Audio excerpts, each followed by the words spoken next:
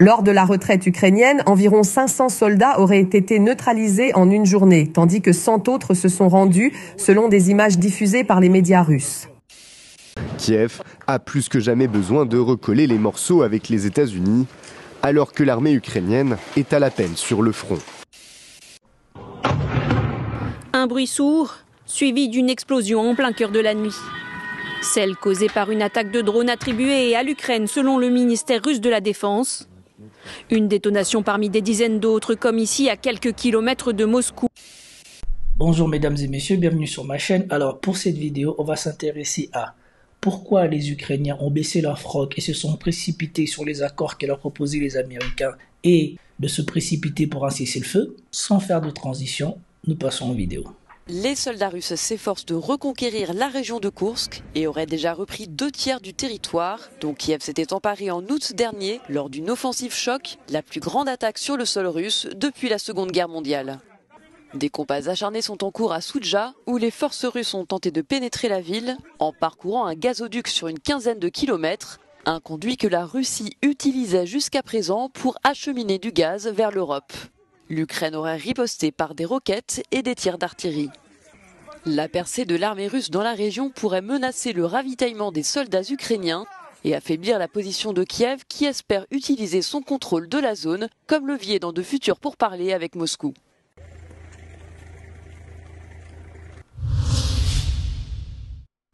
Mohamed Amra, arrêté il y a... Alors, bien évidemment, si vous regardez ma chaîne, vous vous rendez compte que ce qu'on vient de dire ici est un euphémisme de la situation, puisque je vous ai exposé la situation dans la vidéo qui est sortie hier soir sur ma chaîne. Effectivement, les Russes ont mené une opération spéciale qui leur a permis de surgir dans le dos des Ukrainiens, de couper la zone que les Ukrainiens occupaient à Soudja en deux. Il ne leur reste plus que quelques 200 km² aux Ukrainiens à Soudja. Et surtout, les militaires ukrainiens sont furieux parce que, comme il avait déjà rappelé en août dernier, il y a 6 mois, cette incursion en Russie était sans pertinence puisque c'était un territoire non stratégique. Probablement la stratégie c'était de prendre la centrale nucléaire de Koursk qu'ils n'ont pas pu avoir et donc il fallait se retirer de là. Au lieu de ça, Zelensky a voulu croire les Occidentaux qui lui ont fait croire que posséder une partie de la Russie allait l'aider lors des négociations. Et nous voyons bien que ça a mal tourné et surtout, ils ont subi un revers important à Soudja et comme par hasard, à chaque fois que l'Ukraine subit un revers important sur le champ de bataille, où est-ce qu'elle se venge? Sur les civils, comme ça n'a pas tardé de se passer et comme nous le voyons ici. Un bruit sourd, suivi d'une explosion en plein cœur de la nuit. Celle causée par une attaque de drone attribuée à l'Ukraine selon le ministère russe de la Défense. Une détonation parmi des dizaines d'autres comme ici à quelques kilomètres de Moscou. Cet appartement éventré n'a pas tenu face à la force de l'explosion. Son intensité a profondément choqué les habitants alentours. C'est arrivé aux alentours de 3-4 heures du matin. Il y a eu un grand bruit. Nous nous sommes réveillés, nous avons regardé. On ne pouvait pas comprendre ce qu'il se passait. On était terrifiés, on ne pouvait plus dormir. Selon l'armée russe, 337 drones auraient été abattus, dont 91 dans la seule région de Moscou. Au petit matin, le maire de la capitale russe, rarement attaqué, s'est exprimé sur Telegram. L'attaque la plus massive de drones ennemis contre Moscou a été repoussée. Par mesure de sécurité, l'aéroport international de Vnukovo a immédiatement interrompu son trafic. Les 3 autres aéroports qui desservent la capitale ont eux mis en place des restrictions temporaires. De son côté, l'Ukraine a déclaré qu'une telle attaque devait inciter Vladimir Poutine à accepter une trêve aérienne. Cette offensive survient seulement quelques heures avant le début de pourparlers prévus en Arabie Saoudite ce mardi pour définir un cadre pour un accord de paix et un cessez-le-feu initial entre la Russie et l'Ukraine. Voilà. Si on prend la première situation que je vous ai montrée, le fait que les Russes soient en train de renverser le rapport de force à Koursk de façon significative, Koursk sous tension. L'armée russe a encerclé les troupes ukrainiennes. La situation dans la région de Koursk évolue rapidement alors que l'armée russe renforce son emprise sur plusieurs zones stratégiques. Voici un état des lieux des derniers développements sur le terrain. Les forces russes ont pris le contrôle de la zone industrielle située à la périphérie de Soudja. L'aviation continue de mener des opérations au-dessus des ponts et des routes, empêchant ainsi les forces armées ukrainiennes d'évacuer la zone. Le ministère russe de la Défense a annoncé la prise de contrôle de Lebedevka, dans la région de Koursk, ainsi que du village de Novenkoye, dans la région voisine de Soumy. Lors de la retraite ukrainienne, environ 500 soldats auraient été neutralisés en une journée, tandis que 100 autres se sont rendus, selon des images diffusées par les médias russes. Les troupes russes se sont positionnées à Soudja, où elles ont mis en place plusieurs mini-chaudrons, des poches d'encerclement destinées à isoler les unités ukrainiennes. Ce dispositif stratégique a permis de scinder les forces ukrainiennes en au moins 2 groupes distincts. Selon certaines estimations, jusqu'à 6000 militaires ukrainiens pourraient être encerclés. Un élément clé du succès russe réside dans une opération menée par des unités de chasseurs qui ont avancé furtivement sur plus de 15 kilomètres en longeant un gazoduc. Cette manœuvre surprise a pris les forces ukrainiennes à revers et a été confirmée par l'état-major général ukrainien lui-même. La situation reste tendue et l'évolution des combats pourrait redéfinir les équilibres militaires dans cette zone frontalière. Les prochains jours seront déterminants pour comprendre l'ampleur de cette avancée russe et ses répercussions sur le conflit en cours. On prend la représaille ukrainienne sur Moscou, sachant que les Ukrainiens vont rencontrer les Américains qui eux-mêmes viennent avec cette position-ci qu'on ne donne pas par rapport aux Américains, puisque sur France 24, voilà comment eux, ils ont présenté la rencontre qui devait avoir lieu entre les Américains et les Ukrainiens. À son arrivée à Djeddah, Volodymyr Zelensky est accueilli par des responsables saoudiens. Le président ukrainien a rencontré le prince héritier Mohammed Ben Salman, tout comme le secrétaire d'État américain, meneur de la délégation avec laquelle il discutera mardi de l'avenir de la guerre contre la Russie. Nous allons continuer à œuvrer pour un rapprochement de la paix. Nous espérons obtenir des résultats tant en termes de rapprochement de la paix que de soutien continu. Pour y parvenir, les Ukrainiens comptent proposer un cessez-le-feu partiel avec Moscou dans les airs et en mer. Une trêve qui présenterait l'avantage d'être facile à mettre en place et à surveiller selon Kiev et accueillie favorablement par Washington. Autre dossier brûlant, le soutien à l'Ukraine. Depuis la violente dispute entre Donald Trump et Volodymyr Zelensky dans le bureau ovale, les États-Unis ont suspendu leur aide militaire et la transmission de renseignements au pays. Des décisions sur lesquelles Marco Rubio s'est dit prêt à revenir juste avant son arrivée en Arabie Saoudite. Je pense que la notion de la suspension de l'aide, de manière générale, est une question que nous espérons pouvoir résoudre. Évidemment, ce qui se passera mardi sera déterminant à cet égard. Ici, ce que je voudrais bien que vous reteniez, c'est comment on présente la position de Marco Rubio. On présente sa position comme quelqu'un qui vient pour discuter avec l'Ukraine. Bien évidemment, c'est une rencontre diplomatique, mais c'est pas tout à fait ce qu'il a raconté. Ici, c'est comme ça qu'eux ils présentent cette information. C'est très important à retenir. La délégation ukrainienne souhaite également signer l'accord sur les terres rares voulu par Donald Trump. Le texte, dont le président américain compte tirer des revenus pour rembourser l'aide, était une autre victime collatérale de la visite de Volodymyr Zelensky. Kiev a plus que jamais besoin de recoller les morceaux avec les États-Unis, alors que l'armée ukrainienne est à la peine sur le front. Voilà. Et on le précise ici, l'armée ukrainienne est à la peine sur le front. Ensuite, chose importante à voir, c'est ici. Écoutez comment on présente autrement la position de Marco Rubio. Les responsables ukrainiens et américains se rencontreront pour des négociations difficiles en Arabie Saoudite, mardi, afin de trouver un chemin vers la fin de la guerre avec la Russie. Le président Volodymyr Zelensky espère que les discussions à Jeddah raviveront les liens pragmatiques des États-Unis après sa rencontre catastrophique avec le président américain Donald Trump le mois dernier, et il a suggéré un cessez-le-feu initial avec la Russie dans les airs et en mer. La proposition vise à démontrer qu'il travaille vers l'objectif de Trump de mettre fin à la guerre rapidement, après que le président américain a accusé le leader ukrainien de ne pas être prêt pour la paix et a poursuivi des négociations directes avec la Russie. Nous espérons des résultats pratiques, a déclaré Zelensky avant les négociations dans un post sur X tard lundi. La position de l'Ukraine dans ces négociations sera entièrement constructive. Le secrétaire d'État américain Marco Rubio a déclaré aux journalistes lundi, en route pour Jeddah, que les discussions avec Kiev seraient importantes pour évaluer si l'Ukraine est prête à faire des concessions pour atteindre la paix. Ce que nous voulons savoir, c'est s'ils sont intéressés à entrer dans des négociations de paix, a déclaré Rubio. Ils ont beaucoup... Alors, vous avez attendu ? Ici, on présente autrement la position de Marco Rubio, qui est le ministre des Affaires étrangères américain. Lui, il n'est pas venu là pour demander à Kiev de faire des concessions, puisque Kiev s'est transformé en victime et tous les Européens se sont mis derrière Kiev. Ici, ils sont venus, eux, pour voir qu'est-ce que Kiev est prêt à concéder.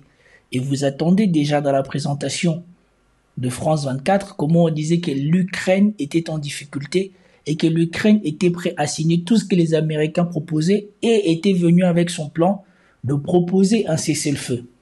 Donc ici, vous voyez bien que Zelensky, malgré qu'il ait participé à tous les sommets européens et qu'une fois de plus, il ait raflé de l'argent, puisque je rappelle qu'il a pris 2 milliards chez les Britanniques et que l'Union européenne a encore fait une concession de 30 milliards garantie sur les avoirs russes, mais tout cet argent ne sert à rien.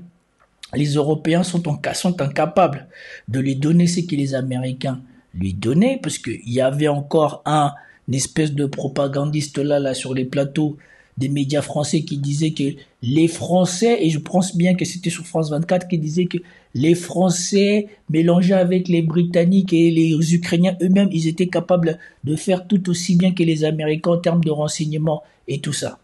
On a bien vu que depuis que les Américains ont mis fin au renseignement avec les Ukrainiens, sur toute la zone du front, c'est la catastrophe. Et même si cela aurait continué, rien n'aurait pu préparer l'Ukraine à ce qu'elle est en train de subir à Koursk. Et dans ce qu'elle est en train de subir à Koursk, elle est en train de perdre des hommes sur le terrain, mais elle est aussi en train de perdre des hommes qui seront faits prisonniers. Et donc, voilà la position de Marco Rubio. Il n'est pas venu là pour demander des choses à Kiev. Kiev, c'est déjà ce qu'on attend d'elle. C'est à elle de baisser son froc. Parce que tout le monde maintenant essaye de cacher la chose et de dire comme quoi maintenant, oui, vous avez vu, Kiev, ils sont prêts à faire des concessions, à faire un cessez-le-feu. Non, on a toujours dit, celui qui décidera d'un cessez-le-feu ou celui qui décidera de la paix, ça sera la Russie. Parce que la personne qui a commencé à se préoccuper de ces garanties de sécurité, c'était la Russie, c'était pas l'Ukraine. Et ici, si l'Ukraine se précipite de demander ce cessez-le-feu, c'est parce qu'elle ne peut plus se battre. Elle part de camouflet en camouflet sur toute la zone de combat, et particulièrement à Koursk. Tout souffert, et il est difficile, après quelque chose comme ça, de parler même de concession, mais c'est le seul moyen de mettre fin à la guerre, a-t-il déclaré. Je ne mettrai aucune condition sur ce qu'ils doivent ou ne doivent pas faire. Nous voulons entendre pour voir jusqu'où ils sont prêts à aller, puis le comparer à ce que veulent les Russes et voir où nous en sommes. La chose la plus importante que nous voulons comprendre ici est si l'Ukraine est prête à faire des choses difficiles, tout comme les Russes devront faire des choses difficiles pour mettre fin à ce conflit, a déclaré Rubio. Un haut diplomate américain sera rejoint par le conseiller américain à la sécurité nationale, Mike Wabuzu. Bon, ici, ils disent que les Ukrainiens doivent faire des concessions et les Russes doivent faire des concessions. Moi, pour ma part, je ne crois pas aux concessions des Russes. Vous-même, si vous suivez la chaîne, vous savez pourquoi. Les Russes savent que, peu importe ce qu'ils négocieront avec les Américains, avec l'administration Trump, il se peut toujours un jour qu'un président américain vienne faire la bourde comme a fait Joe Biden, de dire que l'Ukraine va rentrer dans l'OTAN. Et donc ici, ce n'est pas les États-Unis qui vont dicter les règles, c'est bien la Russie qui va obtenir des concessions de l'Ukraine. Sans cela, il n'y aura rien du tout.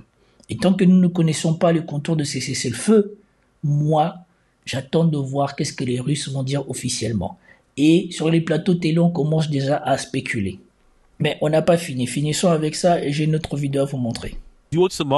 Lorsqu'ils rencontreront des responsables ukrainiens de haut niveau, dirigés par Andriy Yermak, un haut assistant de Zelensky.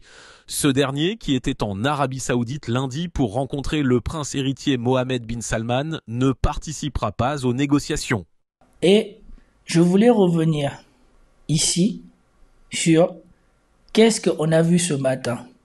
Après qu'il y ait eu des bombardements sur Kiev, inquiets, les chaînes télé étaient déjà en train de préparer des excuses pour l'Ukraine parce qu'ils savaient la gravité de ce que l'Ukraine avait fait.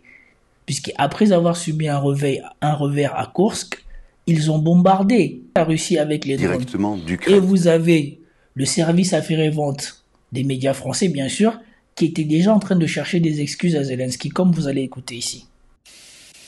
Ces pourparlers se tiennent à Riyad et s'ouvrent quelques heures après cette attaque de drone présentée comme massive sur le territoire russe. Concordance des temps qui interpelle. Écoutez, la chose qui est à peu près sûre, qui est même certaine, c'est... Vous voyez comment elle prend parti de présenter l'information russe. Il y a plus de 300 drones, elle dit présenter comme massifs. Mais avant ça, les Russes, quand ils ont tiré une centaine de drones sur le territoire ukrainien, ça c'était attaque massive de la Russie sur l'Ukraine.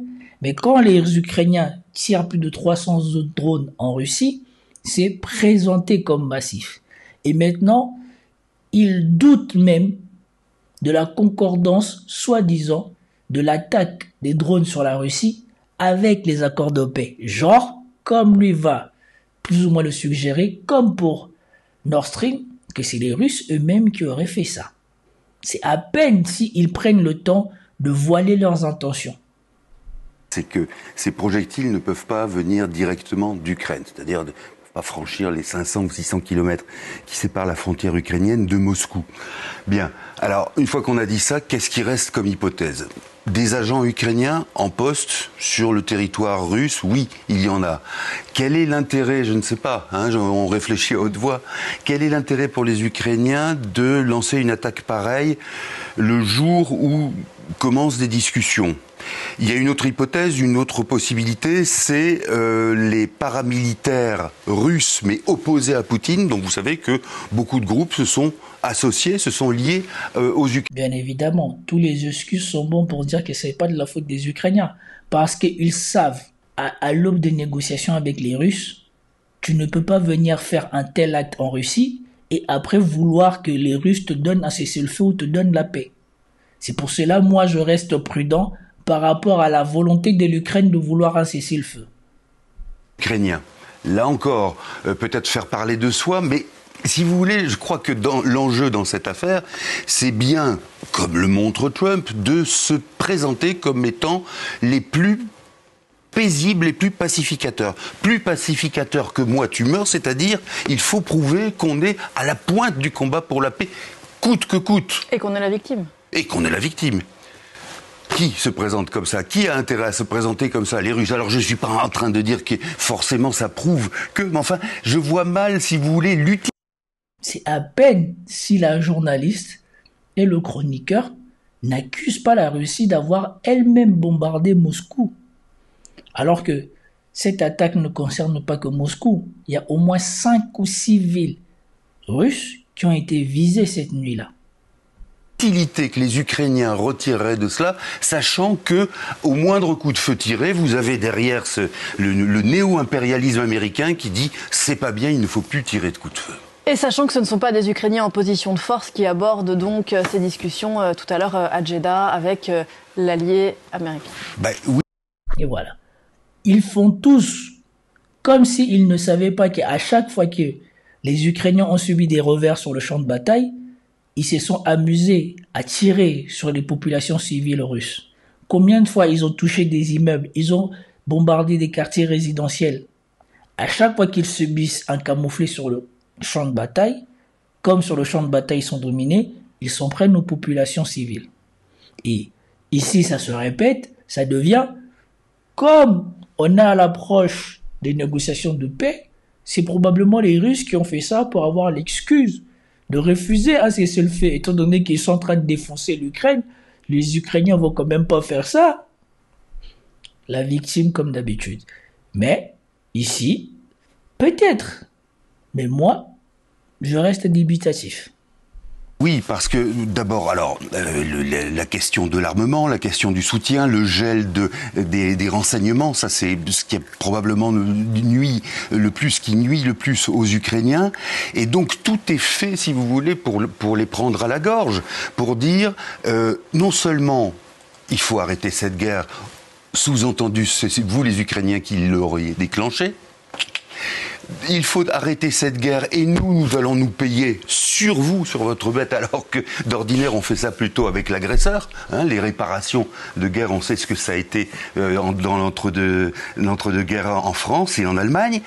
Et puis, voilà, vous avez quand même, si les mots ont encore un sens, vous avez quand même un pouvoir américain qui prétend être à la manœuvre pour la paix et qui sert Poutine, mais sur un plateau tel qu'il ne l'avait pas espéré. L'OTAN en décrépitude, l'Union européenne en frappée d'incapacité, et puis...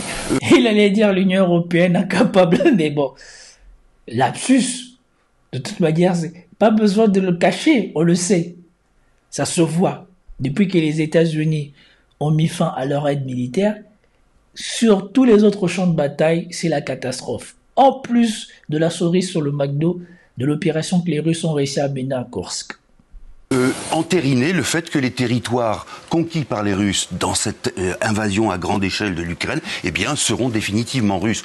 Que demander de plus? C'est facile de faire le beau quand on sert sur un plateau le principal protagoniste. Donc, pour le coup, oui, effectivement, ce qui est important dans la définition de ces négociations, dans le thème de ces négociations, c'est que vous voyez bien que ce que l'Ukraine espère, c'est de pouvoir avancer, mais le moins rapidement possible, pour qu'on ne plie pas en quelques heures ou en quelques jours, ou même en quelques semaines, la question de l'Ukraine. Donc là, une trêve, oui, très bien, les airs, la mer, on peut surveiller, mais surtout, il s'agit de retenir un maximum de cartouches, dans l'espoir qu'il se passe quelque chose, dans l'espoir que l'Europe se réveillerait, même si elle a pris beaucoup de retard, dans l'espoir aussi, mais ça c'est pas très réjouissant, dans l'espoir aussi que Trump et Poutine, qui ont deux égos, ces messieurs-là, eh bien, en finissent par se crêper le chignon. Mais vous voyez à quoi nous sommes suspendus? Nous sommes suspendus, justement, aux lunes de deux individus, aux égos démesurés. Un tout petit mot enfin, Gauthier, parce que le temps presse sur celui qu'on a aperçu à l'instant, non pas Marco Rubio, le chef de la diplomatie américaine, mais BS Mohammed Ben Salman, le prince héritier saoudien, hier paria, un sale type, disait Joe Biden, on s'en souvient, aujourd'hui médiateur incontournable. Alors, ça tient, les deux se tiennent. Hier, un sale type, mais oui, mais Joe Biden n'a pas pour autant revu la relation avec l'Arabie Saoudite, sale type parce qu'il y a l'assassinat du journaliste Khashoggi dans le consulat saoudien à Ankara, et d'une certaine manière, comme les Américains ont besoin énormément de Mohammed Ben Salman au Proche-Orient, notamment pour lier des accords avec Israël, eh bien, on donne une compensation et même une prime à l'Arabie Saoudite en étant aussi à la négociation, à la manœuvre sur un terrain et sur un dossier qui... Voilà, en tout cas, au moins vous le constatez, Emmanuel Macron, il n'est pas à la manœuvre. À part ce qui est des fanfaronnés en Europe, c'est du côté de l'Arabie Saoudite que toutes les choses se passent. Et donc, toutes les fanfaronnades de Emmanuel Macron, toute cette hype que les médias français, que les médias occidentaux essayent de faire en Europe autour de Macron comme quoi leur chef de guerre, ça ne sert à rien. Et Macron et les Européens sont écartés. Vous voyez Zelensky, comment il va se mettre à genoux là-bas devant les Américains pour qu'on lui donne un cessez-le-feu, et comment on essaie déjà de lui trouver des excuses par rapport à ce qui s'est passé à Moscou, en Russie. Voilà les véritables raisons pour lesquelles Kiev s'est mis par terre devant les Américains pour arracher un cessez-le-feu. C'est ce feu que nous commenterons dans la prochaine vidéo. Ici, je voulais vous montrer toute cette actualité pour vous souligner le fait que la personne ici qui a absolument besoin de renouer les liens pour sauver sa peau avec les Américains, c'est Zelensky.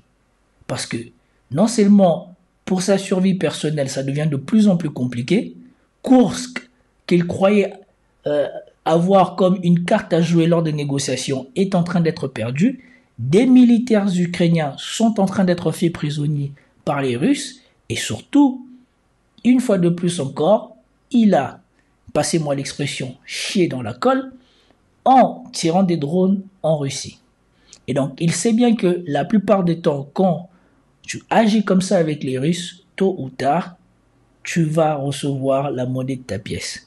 Et donc, il veut probablement éviter que la situation militaire de son pays ne s'aggrave encore plus, parce qu'étant donné qu'ils vont perdre Koursk et que sur tous les fronts, ils sont en train de perdre, eh ben, l'effondrement pourrait aller bien plus vite qu'on ne le croit. Parce que ce qu'on est en train d'observer à Koursk, c'est ce qui peut subvenir à n'importe quel autre endroit du front.